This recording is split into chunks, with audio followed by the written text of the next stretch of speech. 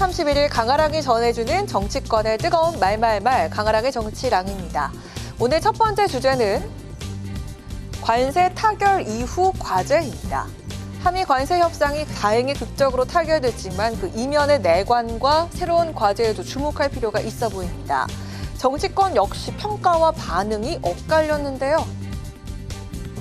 관세 15%면 대미 자동차, 여타 수출이나 이런 문제 속에서 가격 경쟁력을 유지할 수 있는 정도로 평균적인 스탠다드로 합의했다라고 보고 추가적인 진전들을 만들어낼 수 있는 계기가 됐고 한미 간의 관계에 파란불을 키우고 갈 수 있게 됐다. 협상 시한에 쫓겨서 많은 양보를 했다는 느낌이 있습니다. 트럼프 대통령의 메시지에 보면은 에그리컬처가 포함이 돼 있는데 관세가 제로라는 표현까지 들어 있습니다. 다른 곡물이나 과일류에 대한 수입이 대폭 확대되는 것인지 아니면 미국의 트럼프 대통령의 단순한 정치적 수사인지에 대한 부분도 정부에서 명확히 밝혀주시기를 기대합니다. 트럼프 대통령이 SNS를 통해서 농산물 시장 개방을 언급한 점을 지적을 한 건데요. 이에 김용범 정책실장은 농축산물 시장은 추가 개방하지 않는 것으로 합의했다면서 트럼프와의 발표와 다른 이유는 정치 지도자의 표현이라고 강조하면서 선을 그었습니다. 그런가 하면 안철수 의원은 한국과 일본의 경제 규모나 방위비 분담금 등을 고려하면 똑같은 15% 관세는 오히려 우리가 손해라고 지적을 하면서 한미 정상회담 전까지 관세율을 더 줄여야 한다고도 요구하기도 했습니다.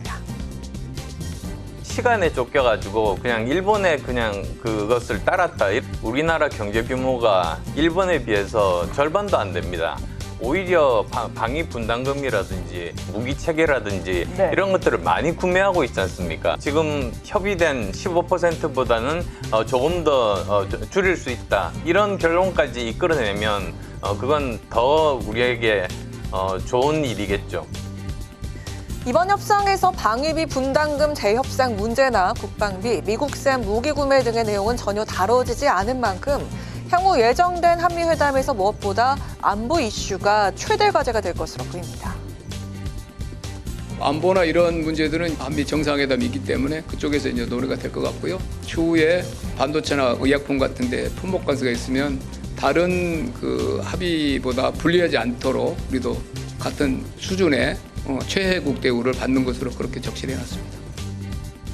자동차에 대한 품목 관세는 15%로 확정됐지만 반도체, 의약품 등에 대한 품목 관세는 여전히 협상이 진행 중이고 이번 합의에 포함된 3,500억 달러 규모의 대미 투자 펀드 역시 구체적인 투자 분야에 대한 논의가 필요한 상황입니다. 한미 정상회담의 정확한 날짜는 정해지지 않았지만 2주라는 기간을 감안하면 광복절 전후로 예상됩니다. 한미 정상회담이 이번 협상을 비롯한 한미 간의 실질적 협의를 구체화해 나가는 출발점이 될 것으로 보입니다.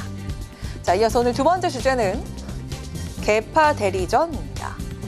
국민의힘 8.22 전당대회 후보 등록이 오늘 마감된 가운데 최고위원 후보들의 면면에도 이목이 쏠립니다.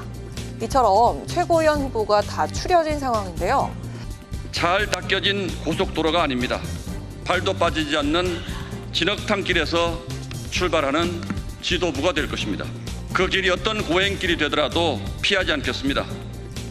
후보들 중 탄핵 반대 목소리를 내온 인사들이 적지 않은 점도 눈에 띕니다. 이처럼 마치 찬탄 대 반탄 간의 개파전 대리 양상 흐름 또한 감지가 되면서 각자 물밑으로 당대표 후보와 교감하면서 노선을 맞춘 게 아니냐는 해석도 나옵니다. 앞서 전당대회 선관위는 당원 제88조 3회 개파 불용 규정을 근거로 러닝메이트제를 공식 금지한 바 있습니다. 개파 갈등의 고리를 끊겠다는 취지를 내세웠지만 결국 물밑 연대가 감지되고 있는 상황인 겁니다. 혁신파 후보로 당대표 도전에 나선 안철수 의원은 최고위 후보들 면면에 우려를 표하면서 상식과 혁신에 공감하는 인물들의 최고위원 출마를 독려하기도 했습니다. 당 지도부 또한 설화 등의 논란을 일으켰던 후보들이 적지 않다는 점을 우려하면서 이렇게 입장을 밝혔습니다.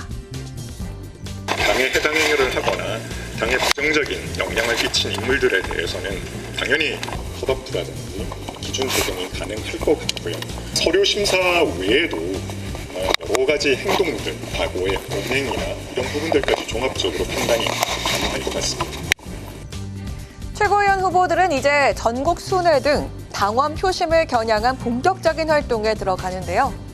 개파 대리전 양상으로 흘러가고 있는 국민의힘 전대 국면이 혁신 갈등, 극우 논란 등의 논란을 잠재우고 과연 컨벤션 효과를 일으킬 수 있을까요? 지금까지 강한하게 정치랑이었습니다.